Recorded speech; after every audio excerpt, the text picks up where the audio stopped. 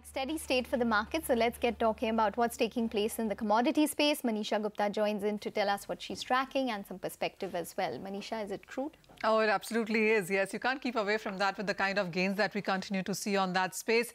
It is about healthy demand estimates, especially with the kind of exports numbers that have been registered for Asia, whether it's India, South Korea or China. We've seen numbers gain up month on month, year-on-year basis as well. And then, of course, it is about the OPEC and the allies pledging further cuts as we get into the month of March and April as well.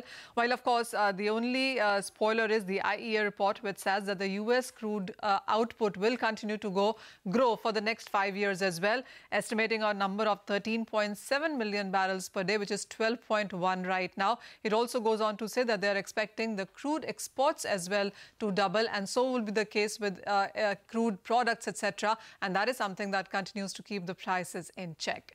But let's get in to understand the numbers in greater detail. And joining us for that is Peter McQuire now. Peter, hi, thank you so much for your time. What is your sense? Because while, of course, we continue to talk about supplies, whether it's from US or the OPEC and Russia, etc., but what is your sense on the demand numbers, which seem like Asia continues to be on the top foot here?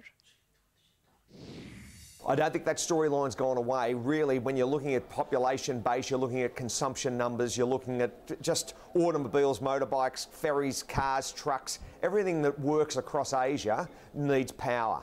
And there's no real substitute. You know, whilst we talk about the electric vehicles and what's on the horizon, it's going to be near impossible to actually charge them in power. So, you know, you've got these, you've got great ideas, but I think it's going to be a long time coming. So, yes, the demand picture is very, very strong across all of, you know, the South Koreas, looking at what's happening in China, India.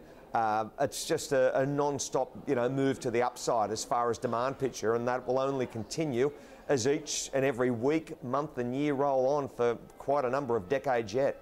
Okay. So, well, of course, demand is a big positive. What's your sense on supplies? Because if it wasn't for the U.S. crude output and the expectation that we will continue to see record highs in the next 5 years as well, we actually perhaps could be looking at a balance or even a deficit, but for U.S. output. How do you look at the numbers, and what's your sense as we move forward in sense of supplies from other oil producers? You know, I tell you what, I think if US were producing 4 million barrels a day and not 12, then crude prices would be probably $20 a barrel or more higher. And it's been I think, quite extraordinary, really, over the last matter of a decade, what the US has, you know, done as far as its own production numbers. And now the largest producer in the world. And what's going to be their ultimate headline number? Are they going to shoot for 15 million barrels a day, 16 million barrels a day? I would assume that that's probably quite conceivable because they've got, you know, monstrous reserves. And you know, where you're looking as far as politically, there's no doubt that, you know, most governments, because of from an inflationary side, want to see cheaper oil prices if you're a consumer, but if you're a producer, naturally you want higher numbers. So the storyline doesn't change, the moving parts don't change, all the actors involved in these, you know, global scenarios. And it's, I think, one thing for sure, and this is to every trader's delight globally, that the volatility is certainly here to stay. It hasn't gone away, and it will only continue to be ramped up because US dollar strength, what happens as far as China and US trade talks, North Korea and US, what's happening there, denuclearisation, and of course the unknown, ever-ending or ever-going saga with Brexit. Peter, since you mentioned about the US and China trade talks, and there is uncertainty that has stretched over quite some time now, you talked about volatility as well. So would you say that we've learned to live with the US and China trade uncertainty now? What is your sense? What kind of an impact are you looking at, not just crude, but for metals as well from there? Well, I tell you what, you've got to keep an eye always on the copper market, what happens there as far as from a demand picture and just, you know, oversold and then becomes overbought. It's a wonderful barometer, and it just gives you a clear indication from a global theme what the demand picture is out there, from not only usage, but again, you know, it rolls across all of the other base metals. It's hard to determine which one's got more upside because, again, you can be upside for a day or a week, or you can be, you know, it can plateau out in a fortnight. and then all of a sudden ramp up over a trading session of, 5 or 6 sessions and just be extraordinary, nearly to the point of parabolic, or limit up each day.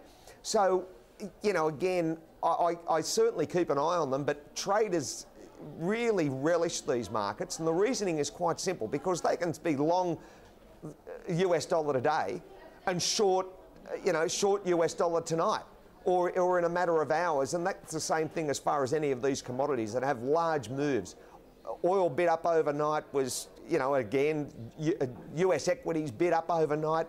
It's all I think, the ingredients of a very exciting market, and certainly one that offers much opportunity for any trader globally.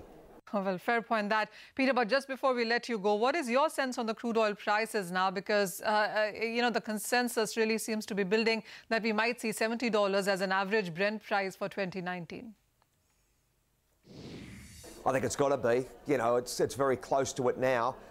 Though, if you would have asked me that on Christmas Day, I think there would have been many analysts saying that you'd be lucky to hit $55 a barrel. Yet it's been bid up so extraordinarily, strong since the start of the new year. In that 10-week period, what in the first 6 weeks were just extraordinary. So I think there's further upside. The reasoning is quite simple. What's happening as far as these cuts? What goes on in Baku on the 18th of March? I think you're going to see further cuts.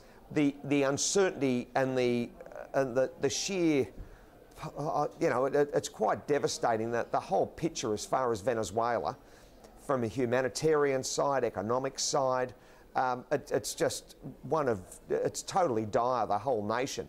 So what impact that has, and remember, for all the viewers, Venezuela holds the largest reserves in the world. So, yeah, and what happens when you roll that across to Russia and so on? All of these countries want higher prices, so I feel as though that they will edge up higher from here. As I said, if you have a weather outage and hurricane season and all of those sort of impacts that come into the market towards mid-year, prices could certainly go a fair bit higher than here.